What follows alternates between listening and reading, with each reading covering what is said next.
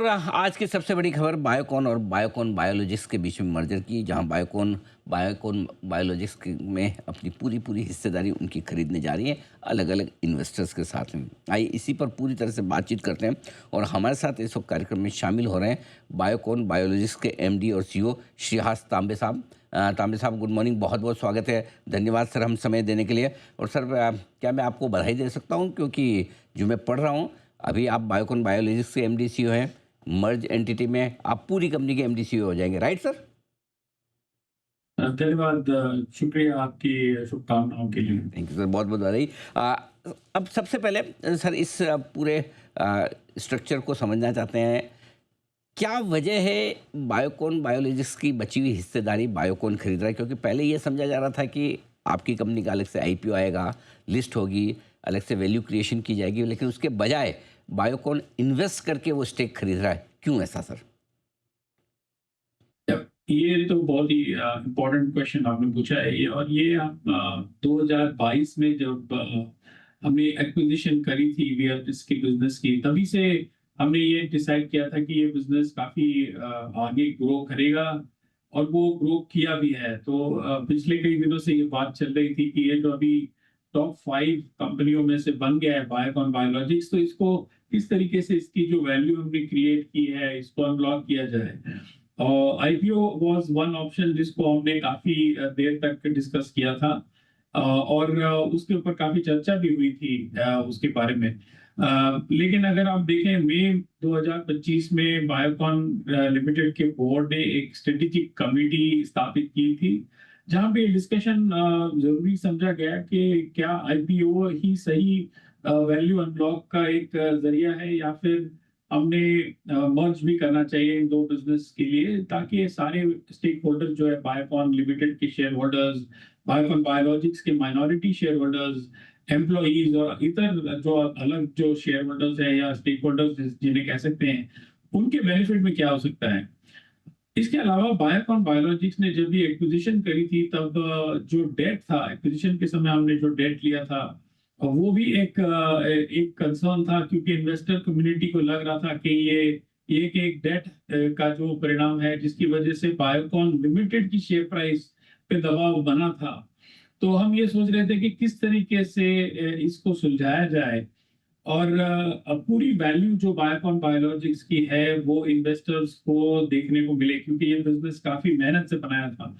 तो best valuation जो अभी बायोकॉन बायोलॉजिक्स को जीत की जो वैल्यूएशन है, बायोकॉन लिमिटेड के शेयर होल्डर्स को ये फुल्ली परचेस करने के बाद मिलेगी, क्योंकि इसका जो होल्डिंग कंपनी डिस्काउंट है, ये अभी पूरी तरह से निकल जाएगा। अभी होल्डिंग कंपनी 10% डिस्काउंट है या फिर 30% डिस्काउंट है, ये कोई भी अपना अंदाजा लगा सकता है, परंतु ये निकल जाएगा, और जिसकी वजह से शेयर होल्डर को एक बेनिफिट मिल जाएगा। उसके अलावा हमको ये दिखाई दिया कि बैलेंस शीट काफी स्ट्रांग हो जाएगी, जिसकी वजह से डेट एबिटा रेशियोज भी इंप्रूव होते नजर आएंगे। तो इन सब फैक्टर्स को रखते हुए, ऑपरेशनल सिनर्जीज को मद्दे रखते हुए, हमने ये डिसाइड किया कि यही सही समय होगा और यही सही रास्ता भी होगा कि हम इन दोनों एंटिटीज को साथ में लेकर के आए। ठीक बात है।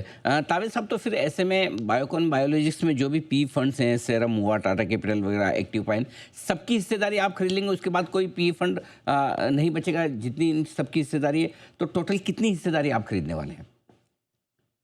तो बायोकॉन लिमिटेड जो जो पेरेंट कंपनी है, वो ये पूरी ट्रांजैक्शन कंप्लीट होने के बाद बायोकॉन बायोलॉजिक्स को अपनी 100% फुली ओन्ड सब्सिडियरी बनाने की चेष्टा में है। तो ये पूरा प्रयास इसीलिए है क्योंकि बायोकॉन बायोलॉजिक्स जो है वो 100% सब्सिडियरी बायोकॉन लिमिटेड की बन जाएगी।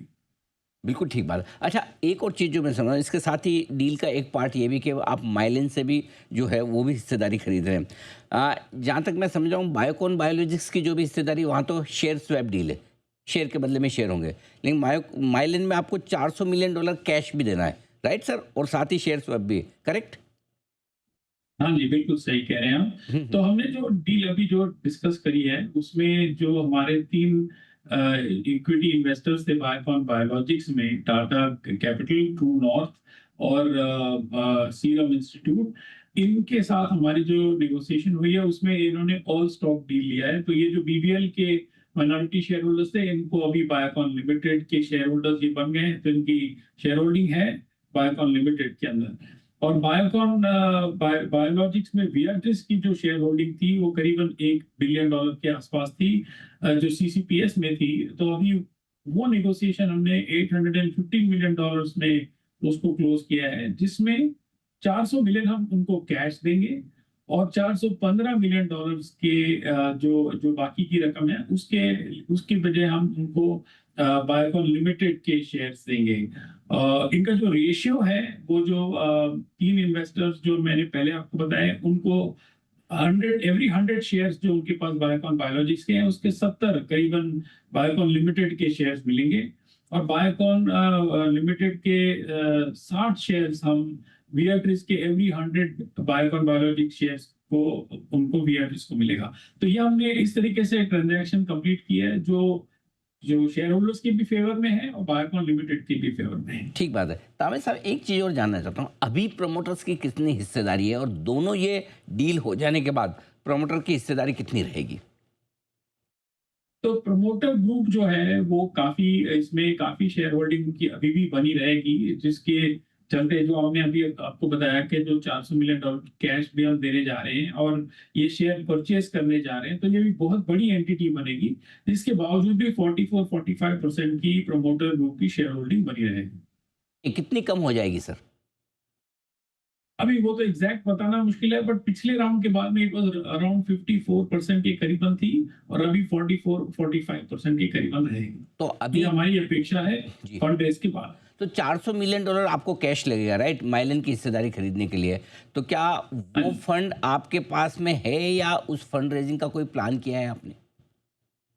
तो बोर्ड की जो मीटिंग अभी हाल ही में हुई थी शनिवार को पिछले हफ्ते, उसमें ये एक रेजोल्यूशन पास किया गया है कि management can raise funds through QIP, private placement, preferential allotment. ये सभी रास्ते ओपन करके बोर्ड ने अप्रूवल दिया है। हम इसको अभी लेकर के जाएंगे और मार्केट में इसका अप्रूवल लेकर के फिर डिसाइड करेंगे। तो 4,500 करोड़ का आपने क्यूआईपी के लिए अप्रूवल लिया है कि इतना कर सकते हैं, इस लिमिट तक जा सकते हैं। अब मार्केट में जो इन्वेस्टर के मन में सवाल है वो ये कि एक और पूरे मर्जर के बाद प्रोमोटर की स्टेक 8-10% कम हो जाएगी। क्या रिलेटेड पार्टी ट्रांजेक्शन को फंड करने के लिए आप एक क्यूआईपी ला रहे हैं, फंड रेज कर रहे हैं, ये ठीक है क्या? पहली बात तो मैं आपको बता दूं, ये रिलेटेड पार्टी ट्रांजैक्शन तो है नहीं। तो ये जो मन में आपके अगर ये किसी तरह की शंका है तो ये मैं दूर कर दूं। दूसरी बात, ये प्रमोटर के लिए बहुत ही बड़ा निर्णय है, क्योंकि उन्होंने अपने खुद के शेयर्स को डाइल्यूट किया है किसी तरह से। क्योंकि ये प्रश्न ये है कि आप 54% शेयर होल्डिंग उस एंटिटी में रखेंगे जहां पे आपकी वैल्यू एक्स है, या एक्स से बढ़ के अगर आपकी वैल्यू होने वाली है उसमें आप 45% रखेंगे। तो अभी हम इस डील को इस तरीके से देख रहे हैं कि ये वैल्यू क्रिएट करेगी, वैल्यू एक्रीटिव होगी, ना कि ये शेयर प्राइस या शेयर होल्डिंग डाइल्यूट करेगी।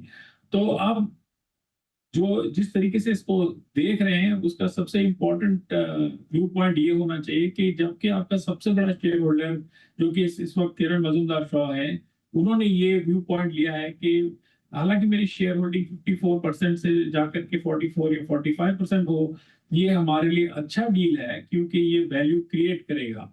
क्योंकि बायोकॉन बायोलॉजिक्स आज के डेट में 60% से ज्यादा रेवेन्यू कंट्रीब्यूटर है, 5 नए प्रोडक्ट्स लॉन्च करने जा रहा है और उसका लास्ट क्वार्टर में ही एबिटा कंट्रीब्यूशन और भी 300 बेसिस पॉइंट से बढ़ा है।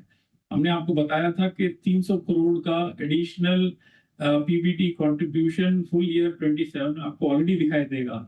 तो ये सब अगर पॉइंट्स आप कंसिडर करेंगे तो आपको ये क्लियरली दिखाई देगा कि क्यों प्रमोटर ग्रुप ने भी वोट करा है कि इसको हमने ये डील को करना चाहिए। सर बिल्कुल ठीक है कि बायोकॉन के शेयर होल्डर्स को बायोकॉन बायोलॉजिक्स के इन सारे फाइनेंशियल्स का फ़ायदा मिलेगा। आखिरी सवाल, करीबन करीबन 2500 करोड़ के आसपास का आपका डेट है सर। कंबाइंड एंटिटी में डेट रीपेमेंट को लेकर आपका क्या इरादा है? कितने डेट से आप कंफर्टेबल हैं? कब और कैसे इसे रिपे करेंगे? तो जब हमने अगर बायोकॉन ग्रुप की हिस्ट्री देखे तो हमने कभी डेट हमारी बुक्स पे था नहीं। हम हमेशा फ्री कैश पे चलते रहे थे, हमने कभी बैलेंस शीट लेवरेज नहीं किया था। जब हमने ये ट्रांसफॉर्मेटिव एक्विजिशन करी थी 2022 में, उस समय हमने एक्विजिशन डेट लिया था उस एक्विजिशन को करने के रीजन से। तो वो वही एक्विजिशन डेट है जिसको हम डील कर रहे हैं। 2022 में ग्रॉस डेट सीसीपीएस और ये जो अभी हमने डिस्कस किया उसको पकड़ के $2 बिलियन के करीब था। आज के डेट में ये डेट एबिटा रेशियो जो उस समय 4.3x था, आज के डेट में 2.5x है। सितंबर 2025 की बात कर रहा हूं मैं। तो जो क्वार्टर हमने कंप्लीट किया उसमें gross debt already 1.5 to 1.7 billion के रेंज में आ चुका है। और जो फंड रेज हमने पहली बार किया था उसका हमने यूज स्ट्रक्चर्ड डेट को रिटायर करने में लगाया। तो आपको दिखाई दे रहा है साफ तरीके से कि बायोकॉन की जो मैनेजमेंट है और जो फाउंडर है वो बहुत ही कमिटेड है लेवरेज को रिड्यूस करने में।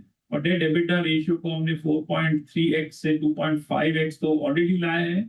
और अगर हम फॉरवर्ड लुकिंग बेसिस पे देखें तो वो 2 के नीचे आपको आते हुए नजर आएगा।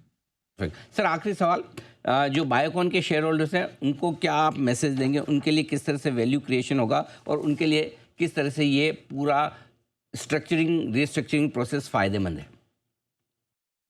वेल, बायोकॉन लिमिटेड के शेयर होल्डर्स तो काफी समझदार हैं। उनको दिखाई दे रहा है कि वैल्यू कहाँ पे बिजनेस में थी। ऑलरेडी बायोकॉन बायोलॉजिक्स वैल्यू उनके लिए क्रिएट करता था। उन्होंने हमेशा बिजनेसेस को इंक्यूबेट किया है। सो बायोकॉन लिमिटेड शेयर होल्डर्स की मैं काफी बधाई उन्हें दूंगा, क्योंकि उन्होंने हमेशा से ही साइंस को सपोर्ट किया है, इनोवेशन को सपोर्ट किया है।